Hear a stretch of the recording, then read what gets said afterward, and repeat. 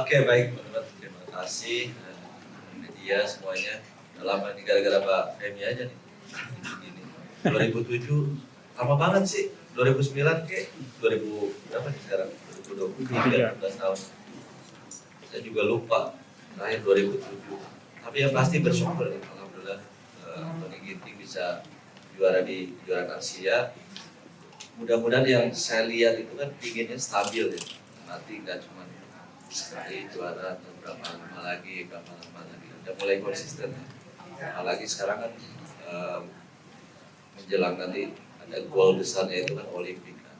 Di depan juga ada Asian Games juga kan. Mudah-mudahan dia dengan juara Asia ini dia bisa mengukur dan dia bisa lebih percaya diri untuk pertandingan yang lebih besar lagi gitu.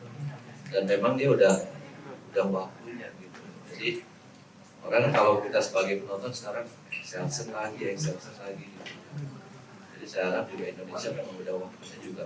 Tony Ginting juga udah waktunya untuk juara di event-event yang besar, bukan yang mungkin yang kecil ya. Itu suatu keharusan dia. Tapi yang besar juga lebih harus ada keinginan ke situ dan lebih benar-benar lebih besar itu pertandingan yang besar. Jadi kalau dia juara yang mungkin 300, kalau buat saya ya wajar memang harus juara di kelasnya itu. Tapi untuk kelasnya Ginting ya harus yang 750, yang 1000 mungkin multi event yang lain besar itu harus dia berani bersaing dan bahkan untuk jadi juara di situ. Kalau melihat kalau saya melihat dari komentar senior yang di luar yang di dalam sini, sebenarnya Ginting itu komplit ya. Sudah dia memang punya kelas tersendiri lah. Dia memang udah di level atas. Tapi kalau saya melihat di sini dia memang agak kurang stabil, just dari segi fisik, dari mental itu. Tapi kalau dari teknik sih dia udah cukup bagus juga dia di situ. Nah, disitulah peran tim yang di samping di belakang itu, pelatih fisik, mungkin psikolog yang lain itulah timnya dia di belakang. Kenapa gitu? Maksudnya kalau di sini belum di sini juara habis itu naik lagi turun lagi gitu. Belum bisa ya, kalau bisa dilihat sekarang paling stabil ya Excelsen aja. Yang memang di situ di final juara. Kalau yang lain kan masih naik turun.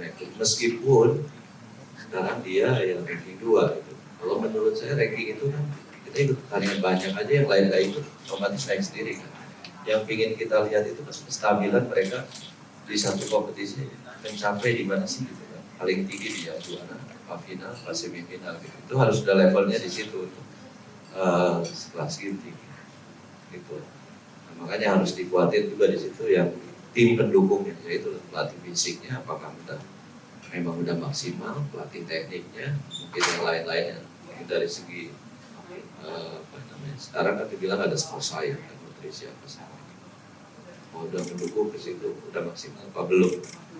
Kita nggak tahu, itu hanya PBSI lah ya.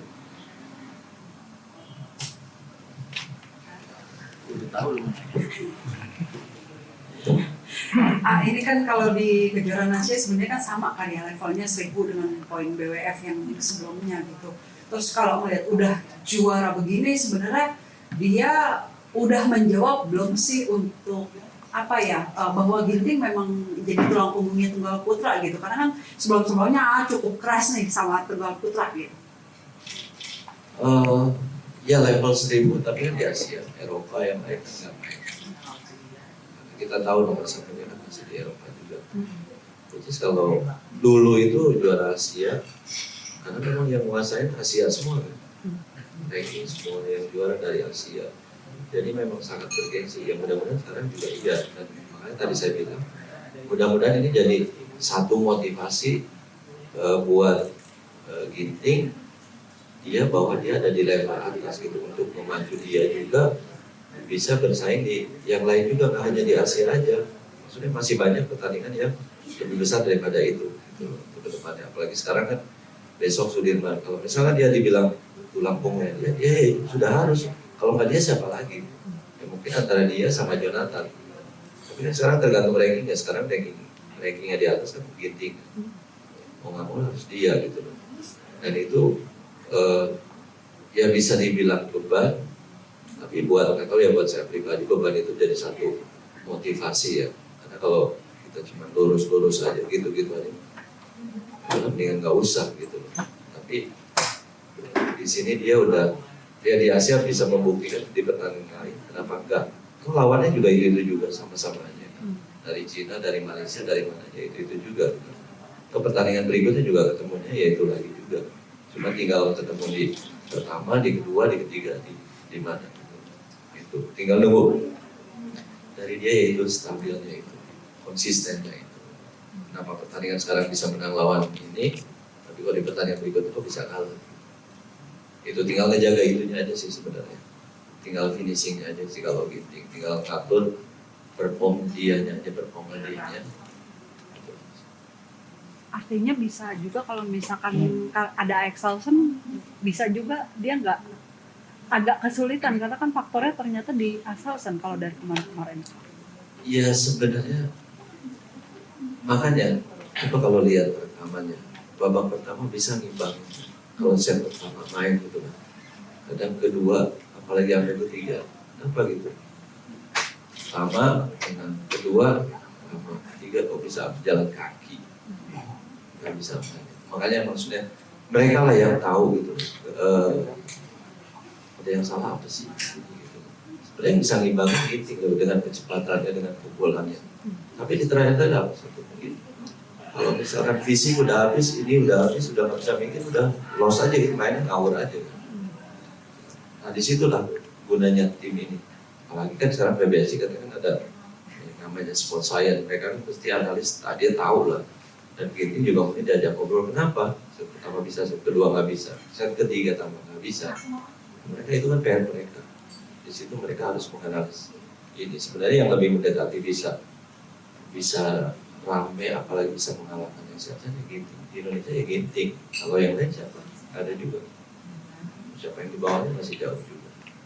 Kalau dilihat dari statistik pertemuan mereka sama Axelsen, karena kan yang jadi batu sandungan ini, maksudnya sekarang masih dibayang-bayangin Axelsen itu orang belum apa-apa kan, aduh ini lagi belum apa kayak udah kalah duluan. Nah, itu lagi mana? Nah, mudah-mudahan dengan kejuaraan Asia ini dia ini bisa tambah lebih lebih percaya diri lah untuk kedepannya. Karena ya sayang gitu, maksud dia punya talenta yang bagus, tinggal kurangnya. Dan sudah bagi seorang Ginting untuk bisa mengalahkan Axelsen itu kan, kalau dari teknik permainan mungkin urusan dari PBSI lah, karena Ginting latih di sana.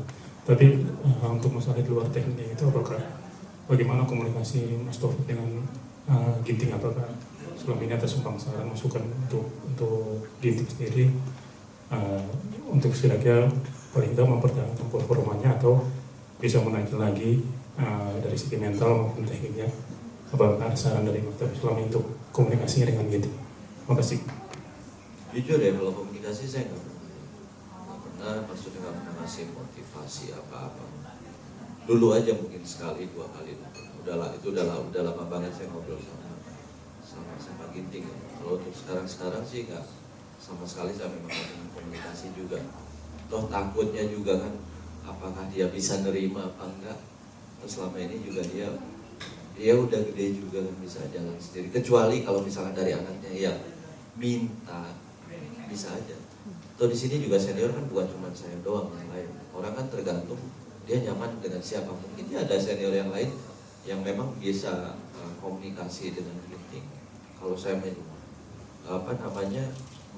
datang terus menawarkan ini, saya bukan tipikal yang seperti itu juga. Tapi kalau ada orang yang minta tolong, ada yang orang ingin diskus sama saya selalu terbuka dan selalu bilang ya saya bisa gitu untuk itu. Tapi kalau saya ujung-ujung datang, itu hanya nggak mungkin.